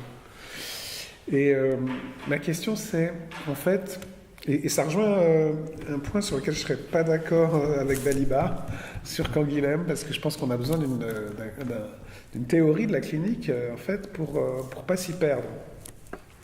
Et ma question, c'est justement, est-ce qu'on n'a pas besoin d'une description générale de la clinique? Parce qu'en fait, pour résumer ma question, en fait, l'expérience clinique, elle est pas l'expérience d'une seule personne, elle est relationnelle. Donc ma question portera sur la description de la clinique comme expérience qui n'est jamais seulement l'expérience d'un seul point de vue. Donc par exemple, c'est vrai que dans l'exposé, il y a eu l'expérience des médecins, peut-être qui a pris d'ailleurs de plus en plus d'importance. Et à la fin, la clinique, c'était écouter les soignants. Mais il y avait aussi à un moment écouter les patients. Et la voix des patients, c'est quand même très très important. Et est-ce qu'elles sont toujours les mêmes? Est-ce qu'elles sont toujours d'accord? Et c'est très très important pour différentes raisons, mais évidemment, là, par exemple, je vais prendre un exemple précis. Dans certaines pratiques de l'éthique clinique, comme vous l'avez dit aussi à un moment, il y a des pratiques de l'éthique clinique qui consistent à dire l'éthique c'est le général, mais l'éthique clinique part du cas individuel. D'ailleurs, on avait fait une séance ici même sur ce que c'est qu'un cas. Bon. Et donc la singularité du clinique, c'est de prendre en compte la complexité de l'individuel. Donc on arrive avec des normes générales, les grands principes de la bioéthique par exemple, mais les cas ils sont compliqués. Il y a une autre approche de l'éthique clinique qui pour moi déjà ajoute quelque chose, c'est plus celle de Lazare Benarroyo par exemple, ou même en un sens il me semble de Céline Lefebvre ou de Claire Marin, qui est de dire le clinique c'est pas l'individuel, c'est le subjectif. Et là on se rapproche un peu aussi de Kierkegaard ou d'auteurs qui interviennent de manière surprenante dans le travail sur les grèves. Donc la clinique c'est pas seulement l'individuel au sens du cas, qui est différent de l'autre, mais c'est l'individuel au sens de la personne qui vit le cas. Bon, et ça c'est quand même c'est un autre concept d'éthique clinique, c'est-à-dire, et par exemple l'éthicien, au lieu de dire simplement, d'être consulté par le médecin pour dire qu'est-ce qu'il faut faire dans ce cas-ci, l'éthicien il dit la première chose que vous devez faire c'est écouter le patient. Ce qui n'est pas du tout pareil que d'appliquer la règle à un cas individuel. Et moi j'ajouterais une troisième dimension, qui est de dire, le clinique, c'est, bon, il y a le discours du patient, mais il y a aussi le discours du soignant. Et puis peut-être qu'il y a le discours aussi de plein d'autres gens, en fait. Et on rejoindrait une intuition de Michel Foucault qui l'avait conduit à détruire la notion de clinique, mais à mon avis abusivement, en disant la clinique comme dialogue singulier, ça n'existe pas, parce qu'il y a du bruit, il y a le discours de l'institution, il y a la norme sociale, etc. En quoi je pense qu'il avait profondément tort, mais là où ce serait peut-être un peu réducteur, ce serait de penser que la clinique peut se passer est un dialogue, en fait, le colloque singulier du médecin et du malade, comme s'ils étaient toujours d'accord, comme si ce n'étaient pas deux points de vue différents. Et par exemple, le patient, il arrive avec une demande, et le médecin avec une réponse qui est ce qu'elle est, et puis aussi en projetant des choses qui peuvent être ce que Foucault décrit, c'est-à-dire des normes extérieures, mais qui sont dans la voie singulière du... Donc ma question, en fait, c'est... Est-ce qu'il ne faut pas quand même une théorie, et justement ça expliquerait aussi ce rôle critique de la philosophie, théorie de l'expérience clinique qui quand même permettent de comprendre ce qui se passe quand on se laisse surprendre ensuite par l'expérience. Et ça me paraît extrêmement important. Et je vais ajouter encore un tout dernier point à cet aspect de la question. Alors, par exemple, chez Canguilhem, c'est là que je ne suis pas d'accord du tout avec Balibar. Il a une vraie théorie de ce que fait la médecine, même de ce que fait la vie, puis aussi du fait qu'il y a le malade, c'est le malade qui appelle le médecin, par exemple. Ça, c'est une thèse très forte sur la clinique. Le point de vue subjectif du malade l'emporte sur celui du médecin, en un sens, parce que c'est le malade qui appelle le médecin. Et du coup, ça rejoint la dernière question de l'éthique clinique, parce qu'il y a des contradictions dans l'éthique clinique, mais parce qu'il y a des contradictions entre éthique, et là ça rejoint ce que vous disiez avec Ricoeur aussi. Après, il faut rejoindre la clinique. Mais par exemple, dans la clinique, on a tendance à privilégier... Un des risques de la philosophie clinique, mais moi je trouve que c'est une démarche absolument fondamentale. Donc c'est plutôt pour arriver à la compléter. Un des risques de la philosophie clinique, c'est de dire, et c'est le très grand apport de la thèse de Martin, à mon avis, sur les greffes, mais c'est aussi un risque, c'est de dire on va juger par rapport aux normes de la médecine, c'est-à-dire finalement, on arrive avec des a priori. Est-ce qu'une greffe c'est bien ou c'est pas bien, une greffe de visage en fonction d'une image de l'homme. Puis on s'aperçoit qu'en fait le vrai partage c'est les greffes qui réussissent et qui réussissent pas, qui sont vivables ou invivables, qui sont mortelles ou voilà. Et donc il y a un partage du normal et du pathologique, du vivable et de l'invivable. Mais en même temps, le risque c'est de s'en tenir à ce partage-là. Il y a quand même aussi dans l'éthique clinique, on rencontre la question de la liberté du patient par exemple. Comment est-ce que l'éthique clinique et la philosophie clinique prend en compte aussi l'expérience du refus de soins comme étant... est-ce qu'elle fait partie de la clinique ou est-ce que c'est la morale là? Je dis, non, c'est le droit du patient à disposer de son corps, etc. Donc dans la clinique interviennent aussi l'éthique les droits de l'homme, la liberté, l'égalité, etc. C'est-à-dire il y a les critères médicaux. Je pense qu'une philosophie clinique complète, elle doit tenir compte de tous les points de vue, c'est-à-dire la maladie, d'abord, quand même, problème vital à résoudre peut-être, le médecin qui arrive avec son savoir, son expérience, le patient qui arrive aussi avec son imaginaire et ses refus aussi, et il a le droit de dire... Voilà, donc ça peut être aussi un conflit, la clinique. Et je me disais, en écoutant l'exposé, il faut se défaire des a priori, il faut se mettre à l'écoute de la clinique, mais la clinique, ça peut être aussi... c'est pas un chaos, comme pensait Foucault, c'est pas du bruit avec derrière, en fait, la réalité historique des savoirs-pouvoirs, etc. C'est vraiment un dialogue, mais c'est un dialogue qui peut être un peu compliqué, un peu tendu, avec un peu de conflit, etc. Et on le voit bien même dans l'histoire des greffes. Il y a l'expérience médicale qui apprend que c'est le rejet, la vraie question. Puis après, il y a l'expérience aussi sociale, politique, et puis les refus des patients, etc. Donc voilà, comment est-ce qu'on intègre tout ça au paysage de la philosophie clinique, qui me semble être un programme très important pour l'éthique et pour la philosophie et pour la médecine aujourd'hui. En fait, je pense que j'ai pas assez insisté sur l'idée qu'effectivement la clinique est... Mais c'est peut-être aussi une pente c'est pas une critique, de mon point de vue, c'est un complément. Non, bien sûr, mais du coup, pour moi, la clinique est effectivement pas une voie qui est censée parler d'une seule voie. Et il y a effectivement ces tensions qu'il faut prendre en compte, en fait, aussi qu'il faut être capable de déceler et dont il faut qu'elles ne soient pas dissimulées, notamment par le discours médical. Exactement. Mais moi, mon expérience, c'est aussi que j'ai travaillé avec des médecins, et du coup, les patients auxquels j'accédais, c'était à travers leur filtre. Les témoignages, ils sont écrits, et ils sont aussi en partie formatés. Enfin, c'est très compliqué. Du coup, mon idée, c'est pas que la clinique, c'est un lieu de vérité. C'est pas le lieu d'une vérité ultime qui tranche. C'est encore En fait, c'est aussi constamment critique, dire il faut aller vers la clinique. Il n'y a pas de vérité sans critique. Voilà, c'est ça. Il faut aussi constamment complexifier, élargir le spectre, entendre plus de voix. Et même, j'ajouterais dans l'idée que une des conceptions de la clinique, ça peut être de dire que c'est le subjectif, c'est-à-dire comment aussi un patient vit son expérience. Ce qui peut être introduit par là, que j'ai un peu essayé de faire, c'est aussi la littérature, dans toute la manière dont elle peut décrire. Je pense au texte très beau de Blaise Sandrard sur sa main coupée, par exemple, qui, moi, m'ont servi pour essayer d'appréhender et de me faire une image, en quelque sorte, de ce que c'est vivre un traumatisme aussi important que l'amputation. Donc je serais tout à fait d'accord pour dire qu'il faut complexifier, voir des tensions, ne pas penser qu'un discours apporte directement la vérité par rapport à un autre. Ensuite, à travers tout ça, ça serait sûrement important qu'il y ait une mise en ordre qui s'opère, comme vous disiez, une lecture, des éléments d'analyse qui permettent d'avoir des grandes lignes sur comment on lit une situation clinique. Pour l'instant, j'ai l'impression que je ne saurais pas faire ça, mais voilà. Après, j'ai toujours du mal à avoir le sentiment d'être avant l'objet. Vous voyez, quelque chose comme ça. Mais c'est peut-être juste un trait de caractère, et pas du tout une thèse philosophique.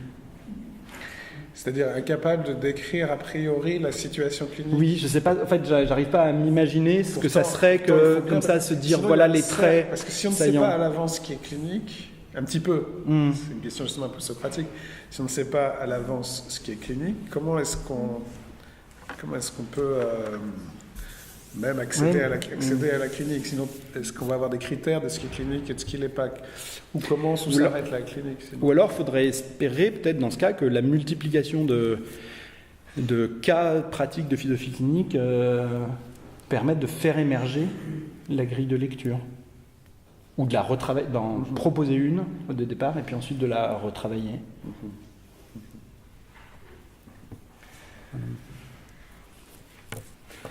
Mais par exemple, si on prend la question de la grève, juste je continue, mais par exemple, je pense que ce qui est fascinant là, c'est qu'il y a plusieurs sens il y a l'aller-retour, il y a des patients qui arrivent avec des problèmes, il y a des médecins qui inventent des techniques, et puis après il faut les tester, avec aussi la question de la limite de l'essai clinique. On n'a pas parlé de l'essai clinique aussi, qui est un enjeu très important évidemment, y compris dans le refus de l'expérimentation sur l'homme, justement sans son consentement, et même, voilà, il y a des limites. Il y a aussi une construction de l'éthique clinique par les abus, ça c'est très comme il est bien aussi, des abus du pouvoir clinique. Il y a des questions du pouvoir dans la clinique. Donc en fait, il y a sûrement un moyen quand même de décrire un petit peu, de se donner un petit critère de ce qui est de la clinique, permet de situer, par exemple, les moments cliniques dans une histoire de la médecine. Il y a les patients qui arrivent avec une pathologie, après ça passe à la recherche, mettons, puis on revient vers le patient. Donc il y a quand même dans la rencontre du patient et du médecin, enfin au fond c'est là que ça se passe quand même, c'est dans la rencontre. Quand même. Oui, d'une subjectivité, oui. D'une technique.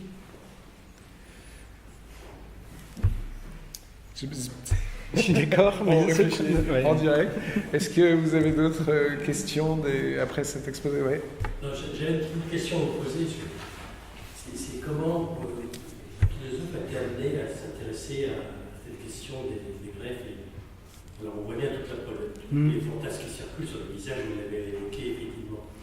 Et puis l'autre question qui est liée, c'est comment s'est passée cette rencontre? Parce que ce que vous dites, oui, parce qu'après... c'est que vous avez affaire à des chirurgiens qui ne suivaient pas, qui étaient transgresseurs par rapport aux recommandations. Alors comment s'est fait cette rencontre entre un philosophe et des gens qui a priori ne s'intéressaient pas à cette question-là, et qui étaient très pointus par contre sur le plan technique? Oui, en fait... ça veut pas dire qu'ils n'avaient pas de cas de conscience. C'est des histoires personnelles, je sais pas bien. Non, mais quand même, en fait, c'est venu d'une demande au départ d'un des chirurgiens de l'équipe qui, lui, se posait des questions. Et qui, dans l'équipe, était un peu... tous les autres l'aiment bien et travaillent avec lui, mais je trouve qu'il embête un peu le monde avec ses questions aussi. Donc du coup il y avait des dialogues qui étaient pas faciles toujours, ça n'a jamais été hostile non plus évidemment, hein, mais il y avait des membres de l'équipe pour qui c'était une demande, d'autres moins. Et il est venu chercher un philosophe comme spécifique. Oui, c'est ça. Avec peut-être des attentes et des images du philosophe auxquelles je ne pouvais pas coller non plus d'ailleurs, mais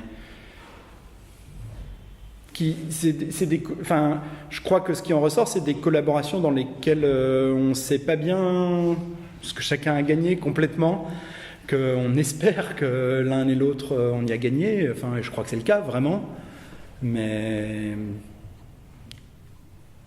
il y a forcément des lacunes, il y a forcément des choses qu'on aurait voulu faire, mettre en place, qu'on n'a pas pu. Et sinon, sur l'histoire de la transgression... Les greffes de rein, les premières greffes de rein, la réflexion se faisait avec des petits canalistes. Oui.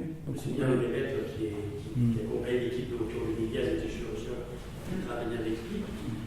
Et aujourd'hui, c'est avec des philosophes.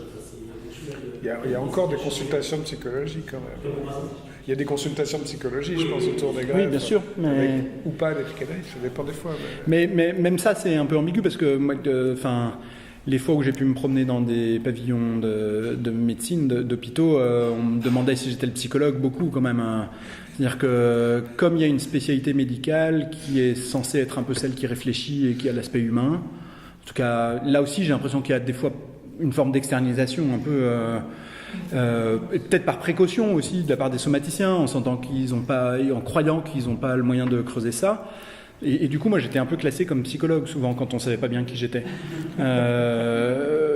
Du coup, il fallait à la fois un peu accepter l'étiquette parce qu'on ne va pas passer 1 heure à expliquer ce que c'est que la philo, et puis un peu subvertir la chose aussi en même temps.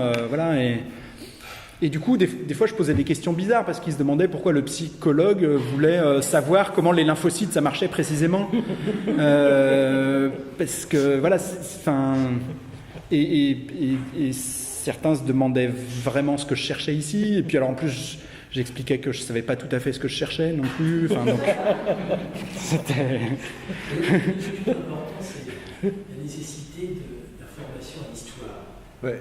Et ça, c'est Moi, je trouve, parce que les médecins aujourd'hui sont formatés sur des modèles très science dure. C'est ça. Mais un modèle en tout cas qui est plus neuroscientiste. Alors qu'effectivement, dans la discipline de la psychiatrie, c'est la même chose. Je veux dire, c'est dramatique le fait qu'on ne le sache pas. L'histoire de ça, la pratique, ouais. Comment les concepts ont évolué. Parce que ça permet effectivement de poser la question de la démarche éthique en particulier. Et puis quand elle est faite, c'est souvent une histoire un peu antiquaire, enfin c'est une histoire des grands hommes. C'est lui qui l'a trouvé en premier, puis lui, comme s'il y avait vraiment une histoire de vérité en vérité uniquement. Et du coup, il manque vraiment la perception d'erreur, de voies prometteuses ratées. Enfin voilà, c'est une histoire un peu légendaire quand même, qui est encore faite. Et sur la question de la transgression, donc ils ont le sentiment de transgresser, enfin ils disent on va passer outre tel ou tel avis, qui n'est quand même pas encore la loi, il ne faut pas non plus exagérer, hein, c'est des avis et c'est le comité d'éthique, c'est quand même consultatif, donc ça ne veut pas dire qu'ils ont transgressé la loi, même si peut-être il y a eu des cas de transgression de loi. Mais alors là, c'est vrai que c'est une vraie question, c'est-à-dire c'est la question de savoir si cette transgression est vécue comme un déchirement qui pose problème, et il faut à ce moment-là commencer à réfléchir vraiment à ce qui se passe, ou bien si c'est une toute-puissance du médecin, par exemple, qui dit « non, mais de toute façon, voilà, c'est... » Et du coup, j'ai bien aimé aussi le détour par la mort encéphalique, qui est aussi... c'était intéressant de prendre un autre exemple que la greffe, c'est-à-dire, enfin, qui est lié indirectement, mais qui est quand même un autre exemple. C'est-à-dire, là aussi, on a des a priori sur la mort. Et puis, la clinique nous apprend, mais là, nous apprend que la mort, c'est un peu plus compliqué que ce qu'on croit. Mais là aussi, il y a des questions d'usage, de transgression,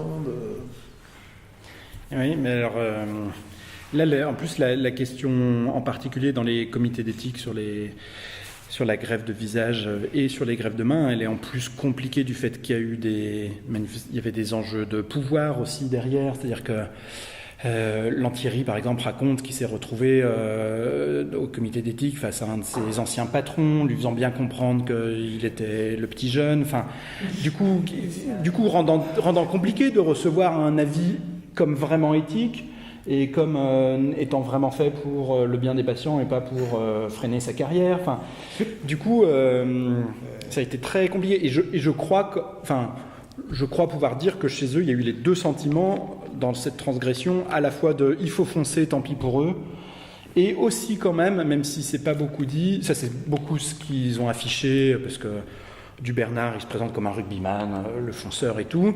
Mais je crois que le déchirement, il était présent aussi. C'est-à-dire qu'ils étaient quand même vraiment déçus de ne pas avoir... ils ont eu le sentiment que les comités d'éthique avaient rendu des rapports pas très bons, que scientifiquement, c'était pas fort. Enfin, voilà, ils sont sentis un peu... Pas pris au sérieux, quoi. Ils n'ont pas été pris au sérieux. Et puis un peu lâchés, en fait, du coup, je pense. Enfin, mais peut-être que j'élabore trop, mais... il y a des textes. C'est l'image que j'ai. Mais du coup, moi je trouve que ça pose la question très compliquée de comment on fait de l'éthique sans quelque chose comme de l'amitié, enfin quelque chose qui tend vers ça, quoi. Pour pas que le comité d'éthique paraisse juste le juge en surplomb qui tape sur les doigts, voire qui freine l'innovation alors qu'on est...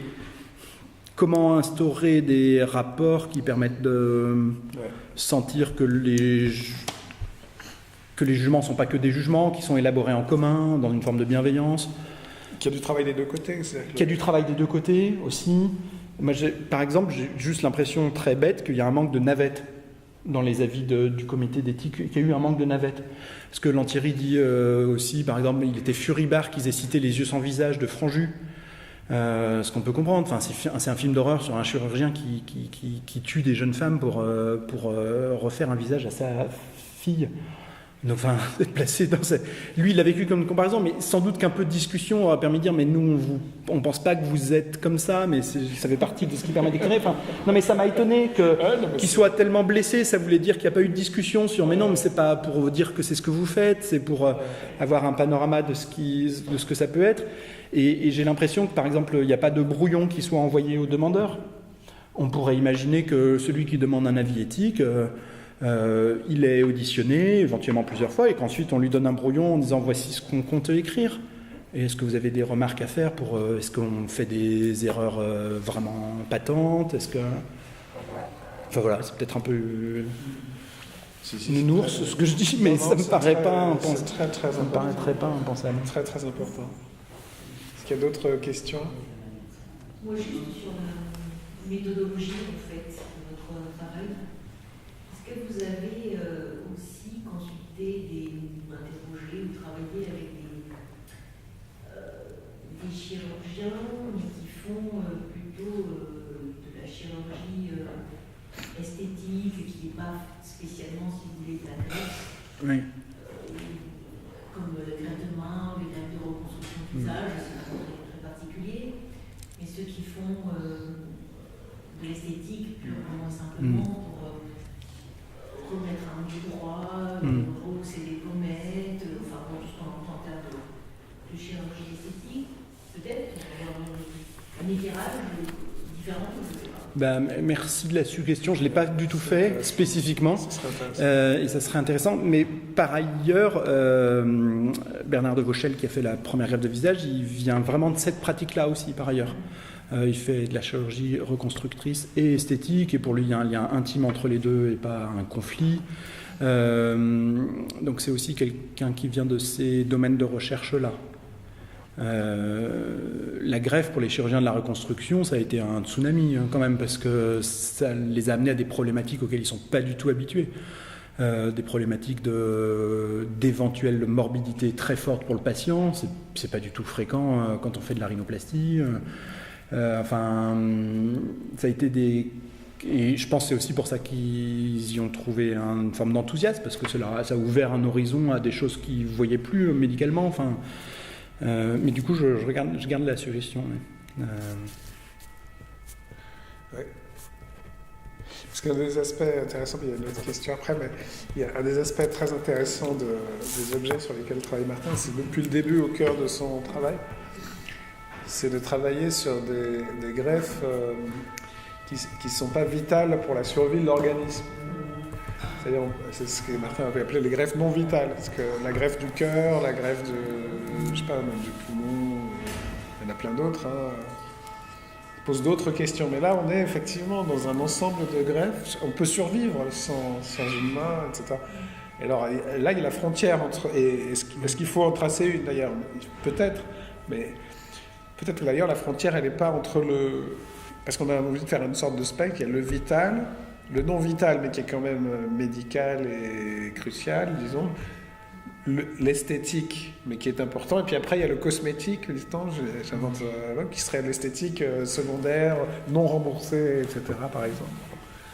Mais en fait, c'est très compliqué d'avoir ce spectre-là, parce qu'il y a plutôt des gouffres entre des choses, et peut-être qu'entre le non-vital et l'esthétique, effectivement, c'est pas forcément un endroit où il y a une frontière absolue. Et en plus, là aussi, la subjectivité est très importante, parce que dans les défigurations, les réactions des gens sont extrêmement différentes. Il y a des gens qui ont une petite malformation du visage ou un petit traumatisme qui leur est absolument impossible de vivre, et des gens qui ont des défigurations beaucoup plus importantes qui ne demandent pas de greffe. Quand on leur propose, ils disent ça va, je n'ai pas du tout besoin de prendre des risques comparables, etc. Donc il y a une variabilité des réactions. Mais les chirurgiens de ces greffes, c'est effectivement, encore une fois, des chirurgiens qui sont dans ce pôle large qui va de la reconstruction à l'esthétique. et qui revendique beaucoup que l'esthétique est cruciale dans la réussite d'une opération, qu'elle est un vrai soin, etc. Ouais, parce qu'on ne peut pas disqualifier l'esthétique facilement. C'est juste pour rebondir sur les spécificités d'échange que vous avez sans doute rencontrées avec ceux qui proposent, ce chirurgien qui s'est senti un petit peu agressé. En fait, c'est vrai que depuis l'hôpital, la pratique en fait, clinique, c'est vrai que les communautés d'éthique, c'est parfois abstrait consenti qui sont dit, ils ne viennent pas sur le terrain, effectivement, on a l'impression qu'il y a un gap. Et on attend que ça, et c'est pas qu'une question le médecin n'a pas le temps, le grand professeur n'a pas le temps.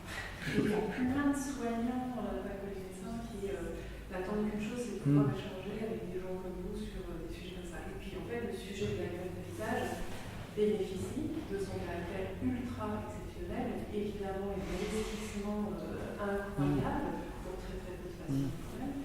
Et en réalité, les questions éthiques, philosophiques, Bien sûr.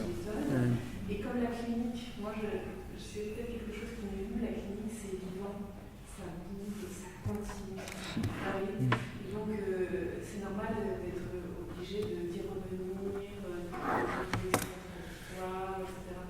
Et honnêtement, moi je pense que c'est une chance que vous ayez pu bénéficier de votre présence et de votre travail, mais le nombre de soignants dont j'en fais partie, j'ai été confrontée à un travail, un protocole, c'est passé en comité d'éthique, il a fallu attendre plusieurs mois pour avoir la réponse, une réponse qui est juste oui, d'accord.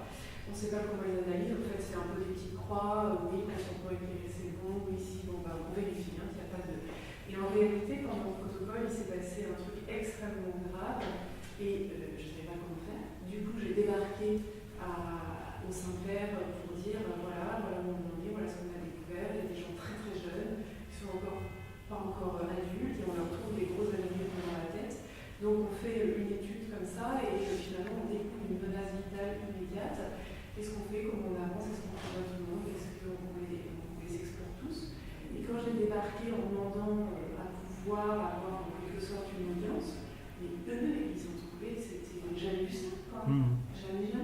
Alors ils étaient contents, mais et après, moi je me disais, alors de retour, on va travailler là-dessus. Pas du tout. Donc moi je trouve qu'on fonctionne en silo, et il n'y a pas assez d'échanges, c'est pas du tout assez mutualisé et interactif, etc. Donc il y a un vrai terrain. Là, quand je disais, oui, le sujet, bien sûr, exceptionnel, mais ça foisonne partout. Donc, Je suis très d'accord avec l'idée qu'il faudrait que les relations soient plus proches, que c'est ça qui est crucial. Après, du coup, ça suppose de démultiplier les interventions, mais voilà, très bien. Et répondre, entendre les besoins. oui, voilà.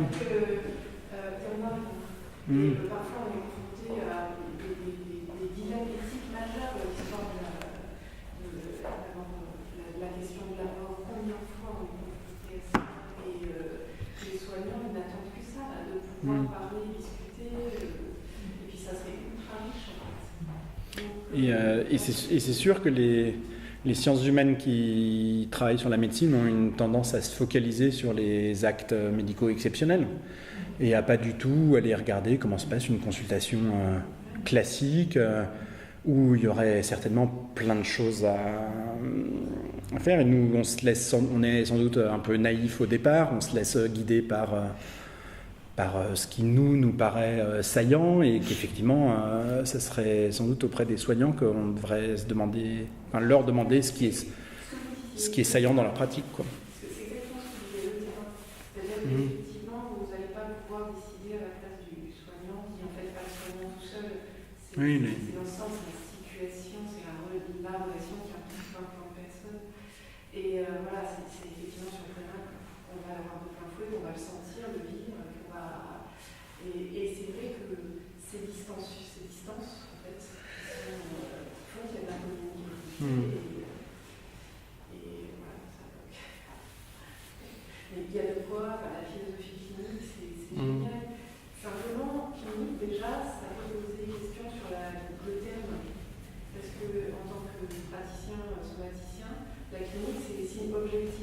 Ah oui.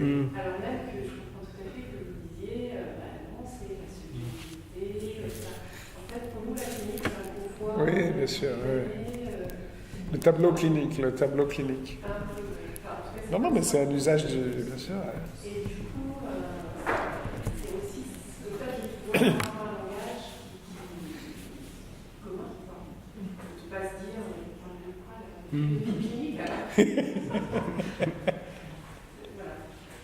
Ah bah se doter d'un langage commun, c'est très très très compliqué. Hein. On doit passer par plein d'incompréhensions, mais même aussi entre disciplines des sciences humaines.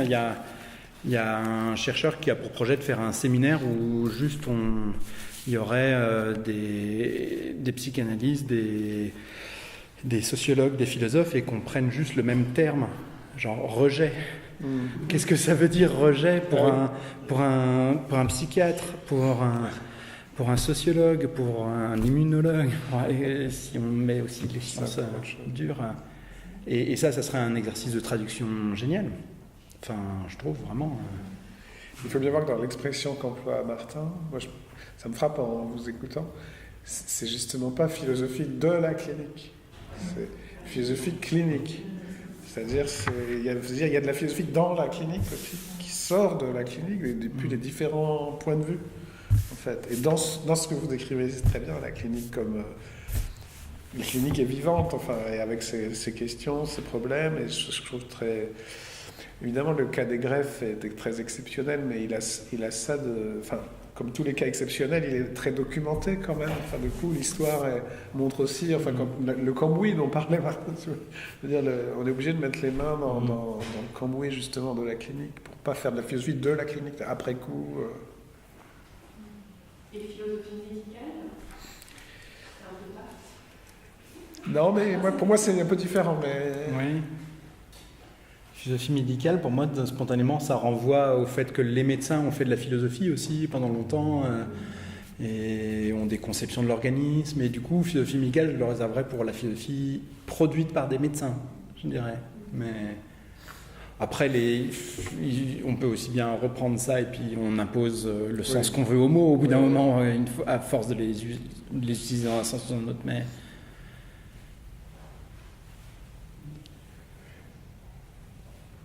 D'autres questions, remarques?